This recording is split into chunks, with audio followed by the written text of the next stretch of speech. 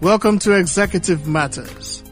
Our guest today is a hard-working risk and project manager who relaxes by taking a nap when he manages to find time to sleep in a day.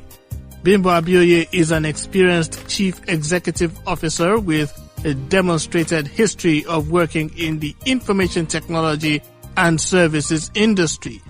He is the CEO of FinTrak Software, a company engaged in developing the most complete banking system for commercial, mortgage, and developmental financial institutions.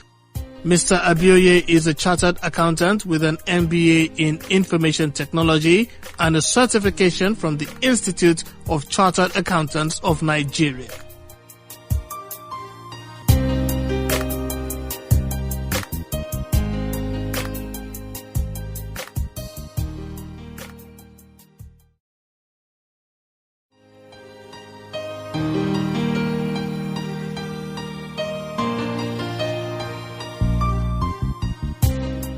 So thanks once again for being with us this afternoon. Thank you. So first off, let's start with, how do you relax?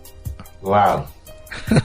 Well, when I want to relax, I prefer to sleep because sleep time is not so much. So every opportunity to relax, I want to sleep. If I have plenty of time, like up to 2 hours, I could think of playing table tennis if I have one around. Talking about long-term relaxation, might be considering traveling on holidays outside Lagos.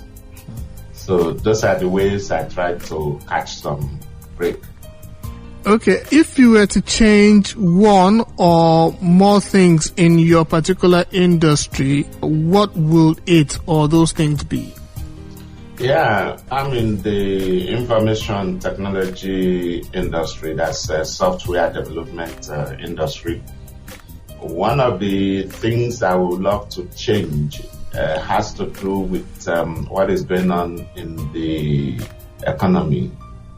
In the country, we seem to have insatiable propensity to import things, and that we have taken also into the software industry. So you discover that private sector organizations and even public sector players, governments, everybody is importing even those things that we have better versions of.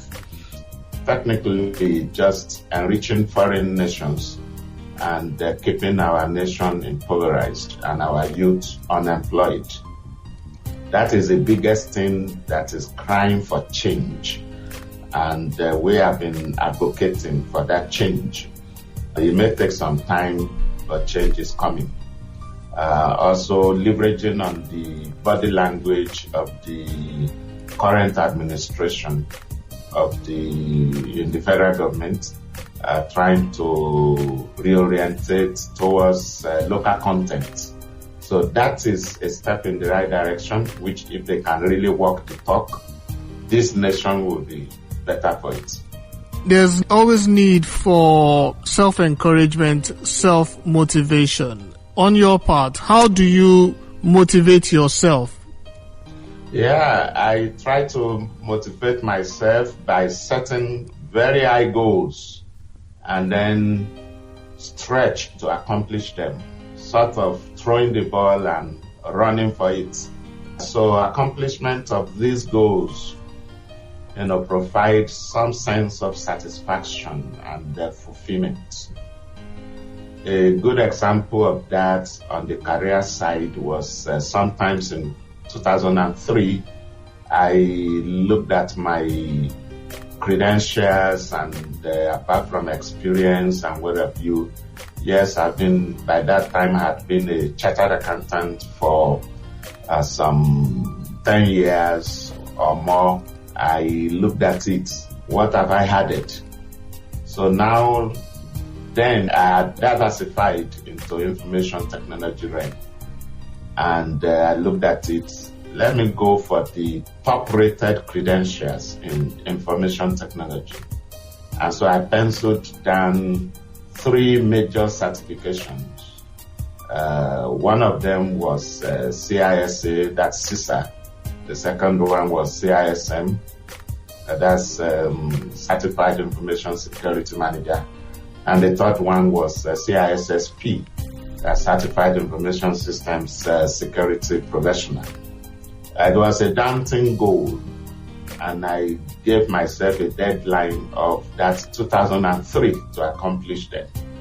And by the end of the year, I have accomplished them all. Okay, so, and then in the corporate world, our mission is to be the world's #1 enterprise solution providers. Sometimes when I share this vision to potential clients in the demo sessions, sometimes they laugh. Sometimes they laugh and tears could come out of their eyes. Possibly they couldn't imagine how a Nigerian company can dream to be the world's #1 enterprise solution providers. But I'm motivated to accomplish it. And with my team, working together at FinTrak Software, we are going to accomplish that goal. Interesting. In that same line of what you were just discussing, share with us, your journey to where you currently are now. How did it all begin? From what's the origin story that led to where you currently are right now? I started out as an accountant in 1989. I qualified as a chartered accountant. So in 1990, I was working in audit firms and what have you. So practically an accountant. And in the organization where I was working, the senior partner decided to computerize. And I was the manager of that firm. And the managing partner was not really computer literate, but he decided that we should computerize our activities. And he simply just traveled abroad and brought a set of computers and looked at me and said, "Mr. Manager, these are computers for you to computerize our activities." A company came to do a crash course on Lotus 123 then, which is some form of a spreadsheet. So we were trained on it. And so I picked that tool and I decided to dig deeper and deeper and deeper into it. I sourced, internet was not very, readily available then. But I tried to get information through training, books and videos, and I tried to develop myself on that tool. And I was able to really use that tool, crude as it was, to write some programs. I went into the programming aspect of it, so much so that by the time I used the tool to write some applications that was solving our problems in the company, even those people that trained us on Lotus 123 then, when they came, they could not even recognize the tool, that it was the tool that was running, because I went into some things that they didn't even bother to really dig deep into, and used it to write applications that are menu-driven, and was able to automate quite a lot of things that we were doing in the organization then. It was like magic to my colleagues, there, and even the senior partner was amazed. Now we could get things done rapidly, and it was really, really a significant impact on our corporate operations then. And so as I move forward in my career in the audit and in the accountancy sphere, I became very, very much interested in technology.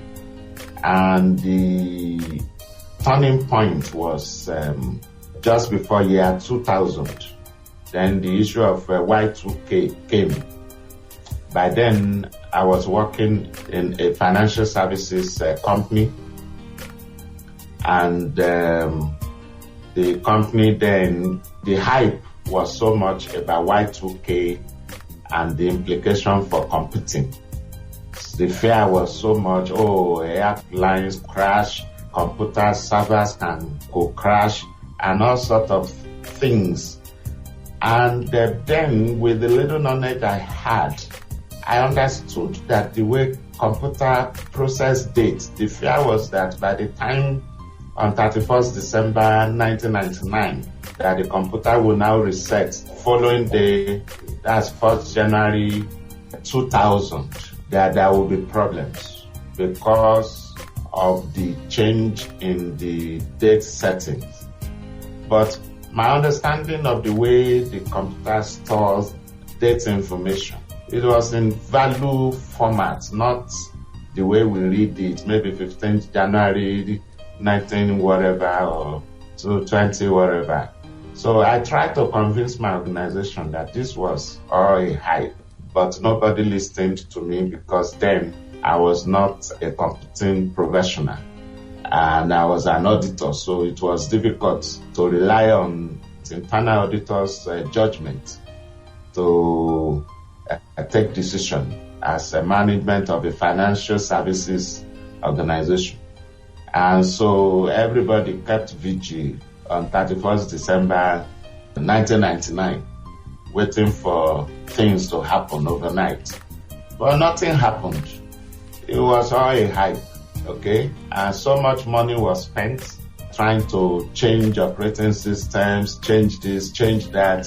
So this was something that really got me very angry and made me to take a decision there and then that I would plunge into information technology rep. And then, since then, I took interest in it. As I moved on in that organization, at another point, I became the head of financial control. I used technology to automate quite a number of things and used technology to write a lot of programs that helped us as an organization to solve some of the challenges we were having, even with the banking system that we were using then. And the company gave me an award for innovative contributions to corporate achievement of the organization. So all of this, was igniting my passion in technology. And so my next job was to, manage both financial control and information technology in a bank. And quite a number of applications we wrote then gave me insight to dig deeper to solve problems. Okay, so eventually when I left banking system in 2005, the burning passion within me was to start a company in the IT realm. And so Farsight Consultancy Services was started as a consultancy services providing financial and technology consulting services. And as we moved on, the company started in 2006. And as we progressed, the technology arm of the business was gaining far more prominence. And because the passion was really very strong and is very, very strong. And so in no time, we began to write mission critical applications supporting banks and other financial services players, essentially then in their back office activities like financial reporting, performance management, budgeting, and all such applications that helps them in the back office. So the application side of the business grew so much that it was necessary that we transformed into a limited liability company as opposed to a consultancy firm. And then we wanted also to match the brand name with the corporate name, FinTrak Software. FinTrak Software was a brand we adopted for our various products then.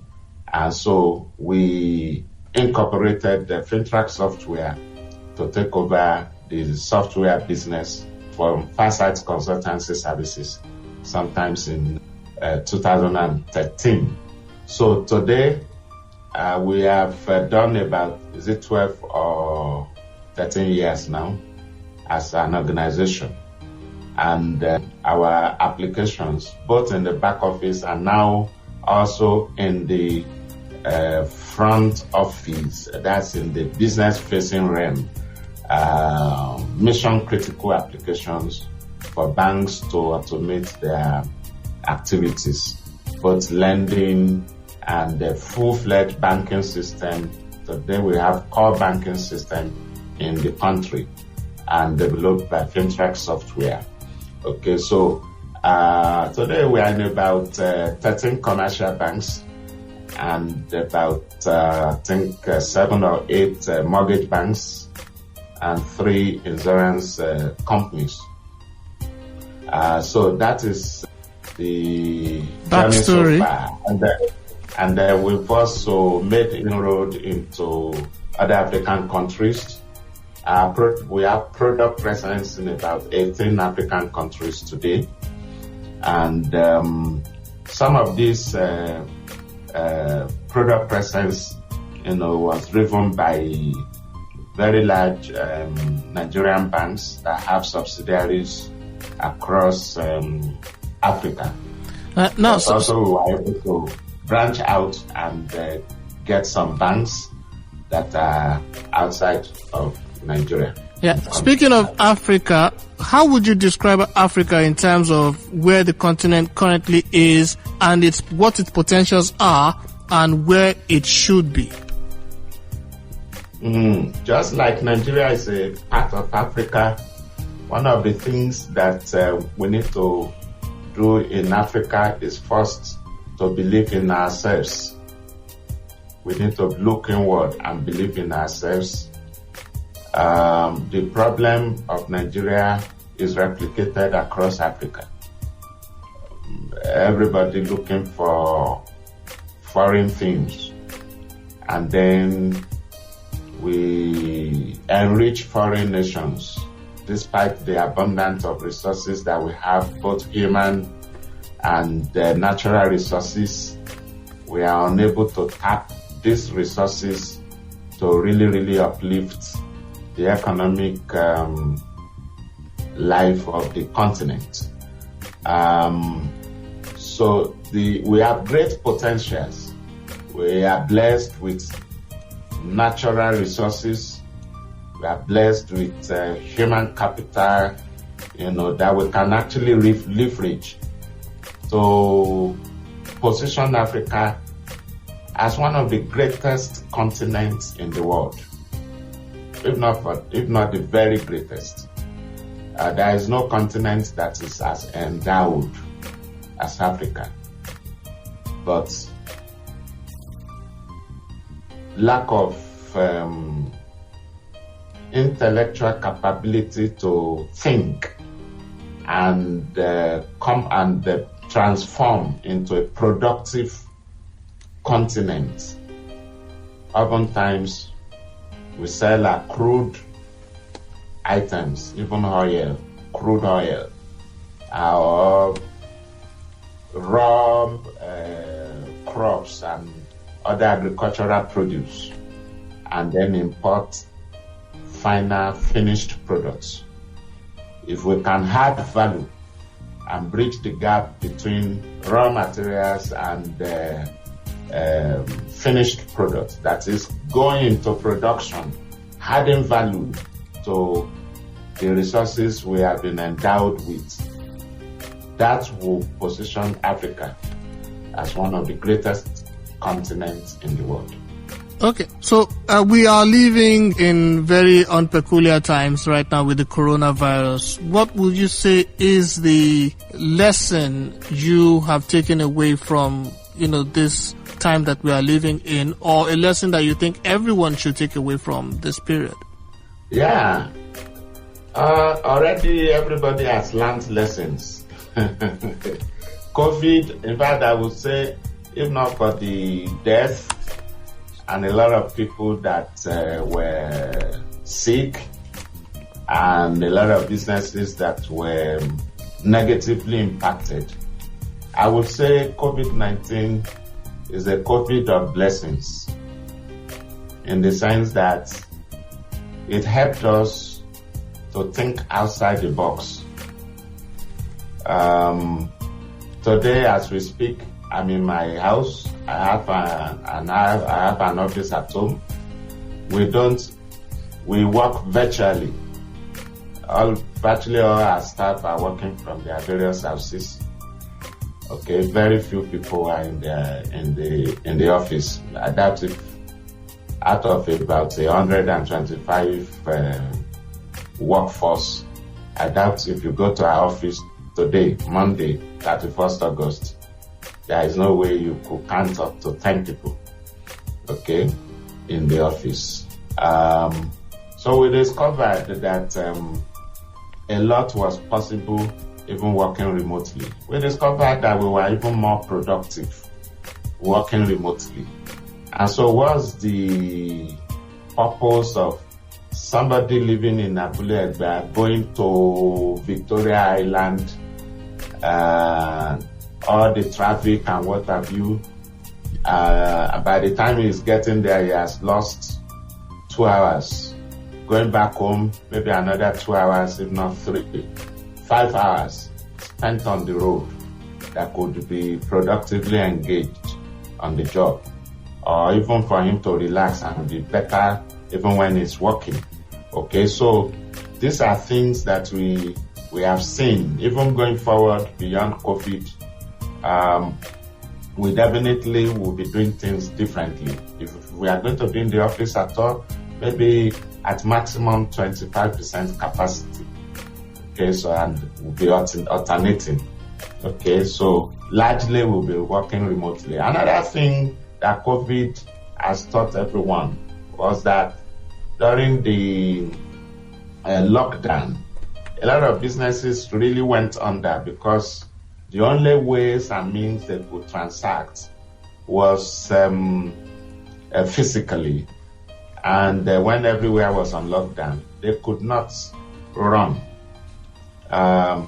So that is driving a lot of innovation, which has helped us to see how we can digitally support organizations to work remotely. So they were able to, some of them were able to leverage on our products, and that is also driving our plans now to move all our platforms to the cloud. By the end of the month of September, virtually all our products will be available to the whole world via cloud infrastructure. So business models are also changing. Okay, so in our industry today,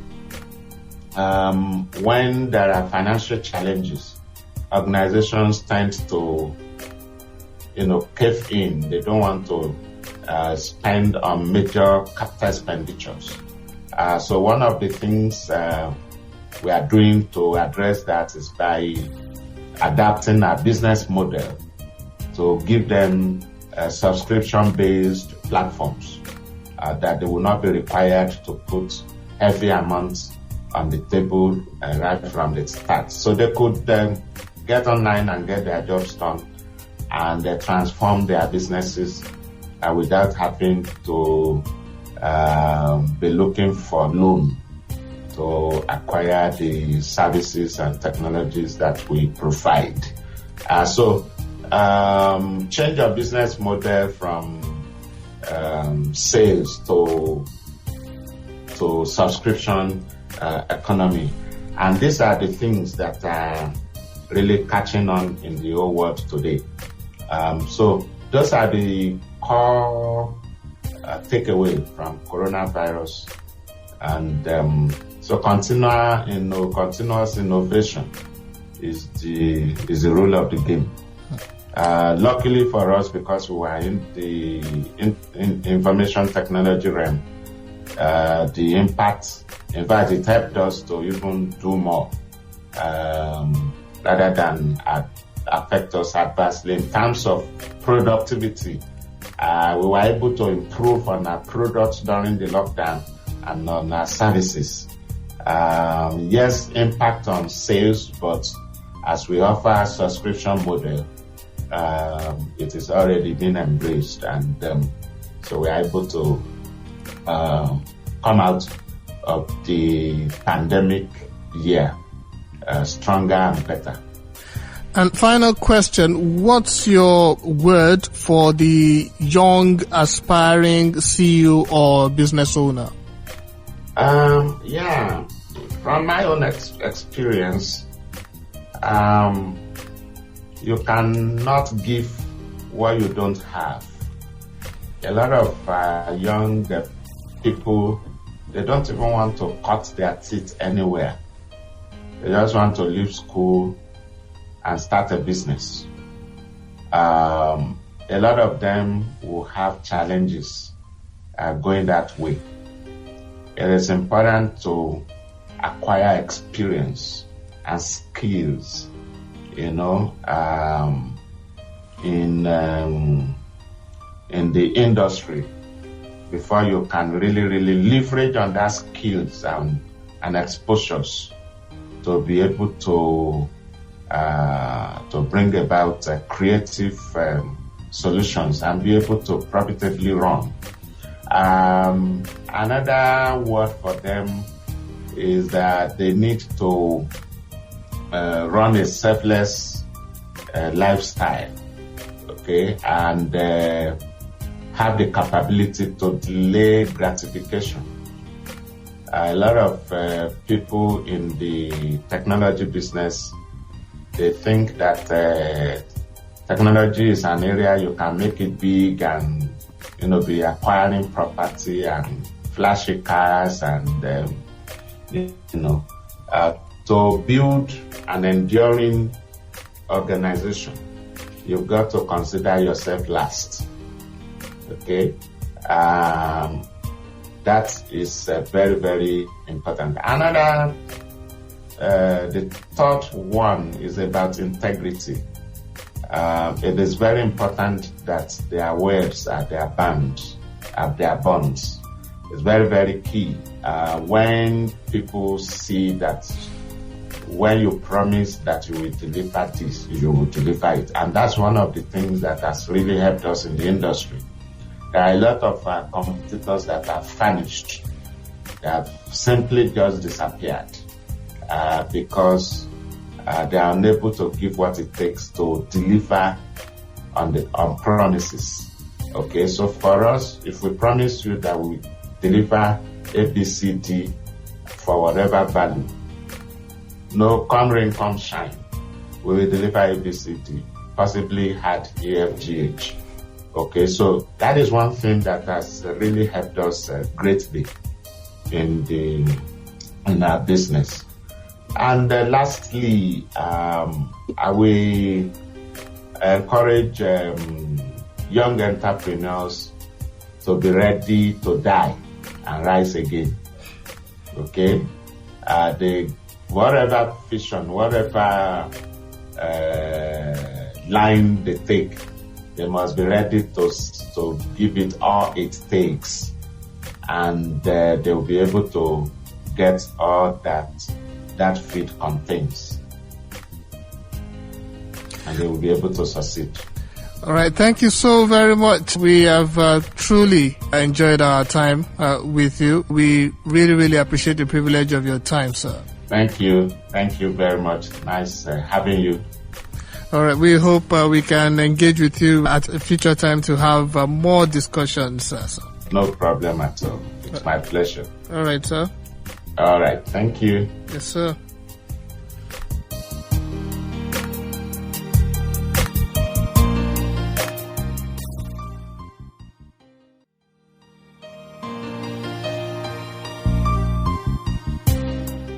This has been another edition of Executive Matters. Until the next, thank you for the pleasure of your time.